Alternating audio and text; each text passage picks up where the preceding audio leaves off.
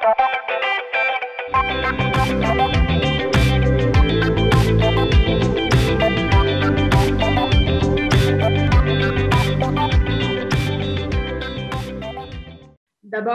mon collègue Pierre Dufour, bonjour. C'est un plaisir de te retrouver. Malheureusement, aujourd'hui, virtuellement, le contexte pandémique nous y oblige depuis déjà plus d'un an. Je devais d'abord y être avec vous, mais malheureusement, je ne peux pas. Ce n'est que partie remise. Ma chère collègue Suzanne, on est chez vous aujourd'hui. Je suis très heureuse d'être là avec vous pour cette belle annonce. Et Monsieur Dastou, qui m'a touchée tout à l'heure dans la préparation en me parlant de la petite larme qu'il a versée. Vous allez comprendre pourquoi tout à l'heure. Donc, c'est un plaisir d'être des vôtres aujourd'hui. Mesdames et messieurs, distingués invités, c'est un plaisir aussi de ne pas vous voir malheureusement, mais d'être avec vous. Aujourd'hui, on fait une annonce importante pour la réalisation de la première phase d'un important projet qui fera naître une grande synergie en Abitibi-Témiscamingue. Et plus particulièrement, dans la ville d'Amos, évidemment, où nous sommes aujourd'hui virtuellement. Le contexte actuel de la pandémie nous a fait réaliser que nous devions accélérer le pas pour relancer l'économie dans toutes les régions du Québec et ainsi augmenter la prospérité de toutes ces régions. Évidemment qu'on avait cette ambition très grande pour toutes les régions du Québec avant la pandémie. Et la pandémie nous a fait comprendre à quel point c'est important de travailler avec l'ensemble des acteurs pour développer le Québec. Pour y arriver, il faut garder le cap vers notre plan d'action qui vise notamment à stimuler le développement économique régional par la réalisation de projets d'investissement. Parfois, ça veut dire de devoir décontaminer, réaménager, valoriser des territoires afin de stimuler la réalisation de projets. Chaque ville au Québec a son terrain vague en plein milieu du centre-ville parfois. Puis on se demande pourquoi il ne se passe rien dans ce coin-là. Bien, souvent, c'est parce que c'est contaminé.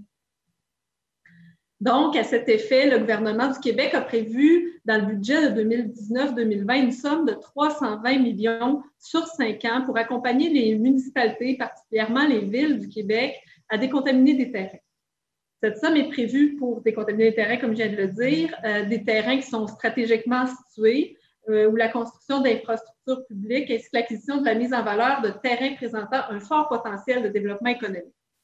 Aujourd'hui, je suis donc très fière d'annoncer l'attribution de 10 millions de dollars à la ville d'Amos pour soutenir la décontamination et la revalorisation du terrain stratégique, dont le site industriel terrien, en vue de réaliser des projets de développement économique pour toute la région.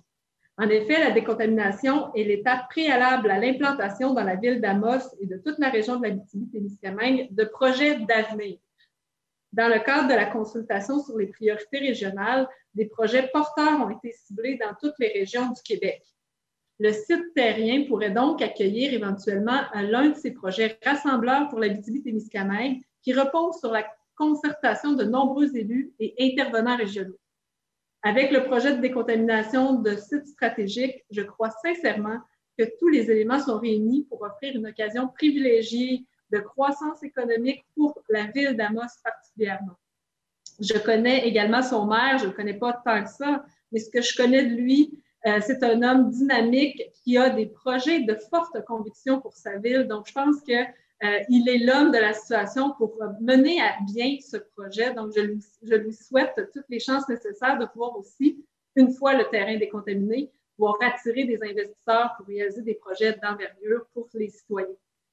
Je termine donc en souhaitant la meilleure des chances à la ville d'Amos et à ses partenaires dans la mise en œuvre de grands projets qui commencent aujourd'hui par la décontamination de terrains stratégiques chez vous. Bravo et merci. Merci, Mme Proulx. Je cède maintenant la parole au ministre, M. Pierre Dufour. Bien, bonjour à tous. Bonjour Marie-Ève. Bien content de te voir parmi nous aujourd'hui comme tu le dis, virtuel. Bonjour Suzanne. Toujours heureux de voir ta présence aussi dans des beaux projets comme on annonce aujourd'hui.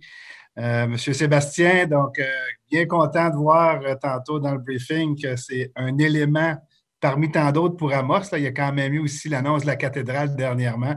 Donc, je pense que c'est des belles annonces qui aboutissent à Amos. Et je pense que tu dois très, très être fier de ces annonces-là présentement qui rejaillissent sur la ville d'Amos. Ainsi que vous, chers membres des médias, qu'on a eu la chance de voir cette semaine par 2 fois. Donc, très heureux de continuer les annonces dans ce sens, dans cette belle semaine pour nous. Premièrement, bien, souvenons-nous, printemps 2020, hein, la pandémie COVID-19 a débuté et elle persiste. Et je dois souligner que ma collègue Marie-Ève Proulx a alors l'audace de solliciter la députation caquiste pour nous mettre à la tâche de déterminer avec nos milieux respectifs des projets de relance économique. Et connaissant un peu Marie-Ève, ceux qui la connaissent un petit peu, là, elle nous lance le défi de produire ça pour la mi-juillet. Je peux vous dire une chose, c'était un gros défi pour tout le monde, mais ce qu'on s'est aperçu, c'est que dans notre région, en tout cas particulièrement, parce que c'est celle-là qu'on a travaillé davantage, bien, on a senti que tout le monde s'est retroussé les manches puis voulait mettre en place les projets qu'ils avaient, comme on dit, hein, dans le pipeline un peu de travailler déjà, mais enfin, on en voyait peut-être un potentiel d'aboutissement. Et aujourd'hui, bien, c'est une première annonce de ces projets-là qui ont été mis au devant lorsqu'on a fait ça lorsqu'on a déposé ça en juillet dernier. Et puis, je peux vous dire une chose, on est très content de voir la résultante qui apparaît avec ce 10 millions de dollars-là qui va venir donner un méchant coup de main au secteur commercial et industriel de la ville d'Amos. Donc, comme on le mentionnait, la ville d'Amos était déjà à pied d'œuvre et cherchait à accroître son développement économique, mais certaines contraintes se dressaient devant eux. Et c'était un des points, entre autres, que j'avais déjà discuté dans les premiers moments lorsqu'on a été élu en 2018 avec Sébastien, que c'était un élément majeur qu'il fallait désengorger certaines problématiques de terrain au niveau d'Amos. D'ailleurs, le terrain stratégique géotherrien, c'est un terrain anciennement forestier qui a été associé longtemps à la foresterie, mais qu'il fallait trouver le moyen de désengorger si on voulait donner un coup de barre à Amos pour se développer des terrains commerciaux et qui peuvent naturellement être exploités à d'autres fins. Et ça, je laisserai tantôt peut-être Sébastien nous en informer peut-être un petit peu davantage. Il y a plein d'idées dans la tête, là. On le connaît, notre Sébastien, donc je peux vous dire une chose, ça ne restera pas lettre morte, ces terrains-là. Donc, sa décontamination permet d'ailleurs de s'inscrire dans une vision cohérente et innovante du futur développement économique d'Amos. À cet effet, je salue d'ailleurs la volonté des acteurs municipaux, on parle de Sébastien, mais toute son équipe, de créer un développement dynamique et durable pour les générations futures, qui est possible aussi grâce à cette contribution financière de notre gouvernement. Parce que comme tantôt, notre Sébastien l'a mentionné, quand on veut arriver à des fins économiques pour des municipalités aussi, on a besoin d'un coup de barre du gouvernement et c'est ce que le projet aujourd'hui, l'annonce que vient faire Marie-Ève Proulx, bien c'est ça, c'est de donner un coup de barre. Je termine en souhaitant tout le succès escompté à la ville d'Amos dans cette première phase pour développer ce site industriel. Et je remercie ma collègue et toute son équipe d'avoir contribué à l'essor économique d'Amos Région. Merci beaucoup. Merci, M. Dufour. J'invite maintenant Mme Suzanne Blais à prendre la parole. Madame Blais, juste activez votre micro, puis après ça, vous pourrez prendre la parole.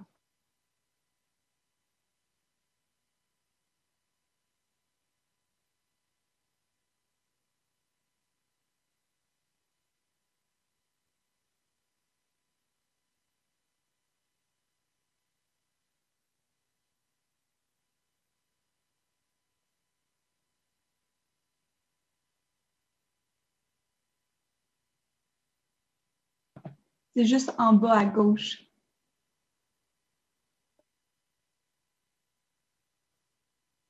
Oui. On vous entend. Oui. Vous m'entendez bien? Parfait. D'accord. Alors, je recommence. Alors, bonjour Marie-Ève, bonjour Pierre, bonjour M. Lestou. Alors, aujourd'hui, je suis ravie de me joindre à vous pour confirmer d'excellentes nouvelles dans notre belle circonscription d'Abitibi-Ouest. L'annonce d'aujourd'hui d'une aide financière gouvernementale de 10 millions de dollars à la ville d'Amos pour soutenir la décontamination et la réhabilitation de terrains stratégiques, dont le site géotherrien, représente la première étape d'une longue collaboration entre les intervenants clés de notre circonscription. Une collaboration fructueuse qui, j'en suis convaincue, servira d'exemple aux autres projets de valorisation du site à travers l'Abitibi-Témiscamingue et tout le Québec. En effet, la décontamination et le réaménagement du site GIA terrien va permettre la réalisation d'importants projets de relance économique dans la région. L'activité industrielle de ce secteur a débuté en 1961, alors que l'entreprise GIA terrien fait l'acquisition de ces terrains agricoles pour y implanter une scierie.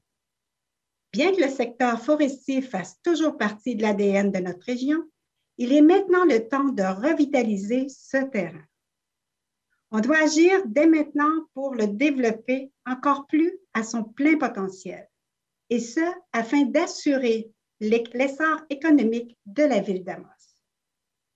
Je salue d'ailleurs la grande mobilisation des acteurs régionaux pour implanter des projets d'avenir sur ce terrain. On pourra ainsi favoriser une relance rapide et durable de notre économie et stimuler davantage le développement de la circonscription d'Abitibi-Ouest. Je souhaite donc un vif succès à la ville d'Amos dans la poursuite de ce projet de revalorisation qui m'interpelle au plus haut point. Merci beaucoup et bonne fin de journée. Merci, Mme Blais. Je cède maintenant la parole à M. Dastou. Alors, bonjour tout le monde, Mme la ministre Proulx, Monsieur le ministre Dufour, Mme Blais.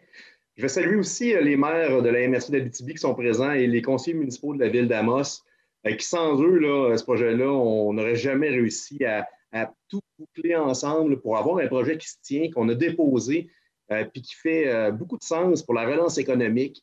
Mais pour ça, il fallait absolument trouver un endroit idéal qui avait beaucoup de potentiel, mais qui était quand même assez contaminé, vous l'avez bien dit. Le site de l'ancienne scierie Amos, là, le futur parc terrien, c'est un endroit qui a des bâtiments vétustes, il y a des rues qui ne sont pas conformes. Bien, on va en faire un parc industriel, on va en faire un centre entrepreneurial et ça va être un endroit de choix. Ça va être un outil de développement pour nos organismes de développement économique et ça sera sans précédent. On avait vraiment besoin à Amos d'un coup de barre là, pour relancer l'économie. Oui, on a fait beaucoup de choses dans les dernières années. On a été très responsables, mais on voulait développer l'économie. Présentement, on a une demande extrêmement forte pour des terrains. Dans l'Ouest, ça s'est développé. On pense à la Coop GA Ouest, on pense entre autres au BMR qui est en train de construire. Il y a beaucoup de terrains qui ont pris place, forage rouillé dans le secteur aussi. Et là, tout l'Ouest là, va devenir un site privilégié, très, très proche de la ville, pour développer des industries. On parle de semi-lourds et des industries un petit peu plus lourdes. Et à terme, on espère pouvoir ériger une gare intermodale où on va pouvoir expédier de la marchandise via le train. Il y a la voie ferrée passe très proche. Alors, c'est vraiment un site là, de choix pour tout le développement qu'on veut faire. Le centre entrepreneurial, bien, ce sera un bâtiment qui aussi deviendra un outil fabuleux pour nos organismes de développement économique où on pourra faire de la recherche et en même temps faire du transfert technologique pour développer des PME. Et potentiellement remplir le parc industriel par la suite. Alors, écoutez, je suis fébrile, j'ai chaud, j'en reviens pas. C'est un travail que ça fait quand même plusieurs années qu'on met de l'avant. Il y a eu beaucoup de représentations, beaucoup de présentations. La ville d'Amos a investi beaucoup d'argent là, sur des esquisses, des tests de sol. C'est des centaines de milliers de dollars. Et c'est le fun de voir que ça porte fruit. Je peux vous garantir que oui, c'est un projet ville, c'est ce qu'on a mentionné, mais c'est quand même un projet MRC1. Là, en ma qualité de préfet, parce que je suis préfet de la MRC d'Abitibi, je peux vous assurer que les maires de la MRC d'Abitibi sont au fait du dossier. Ils le voient comme un outil de développement du territoire, d'occupation du territoire, et il y aura une connotation très forestière et agricole dans tout ce qu'on va établir comme projet et développement. Alors, n'ayez crainte, Madame la ministre, on va livrer la marchandise. D'ailleurs, on va déjà commencer à faire la première phase du parc industriel dès cet été. On parle d'une douzaine de terrains qui vont être mis en opération. Il y aura aussi une portion, vous savez, on a de la misère aussi avec le logement. Alors, il y aura 4 terrains avec du logement haute densité qui vont être mis à profit. Et ça va débouler très, très vite. Là. On avait grandement besoin de ces sommes et c'est la première phase. Merci beaucoup. Merci, M. Dastou. Je vais juste prendre une seconde pour épingler vos écrans afin de prendre une capture d'écran. Donc, vous pourrez faire votre plus beau sourire.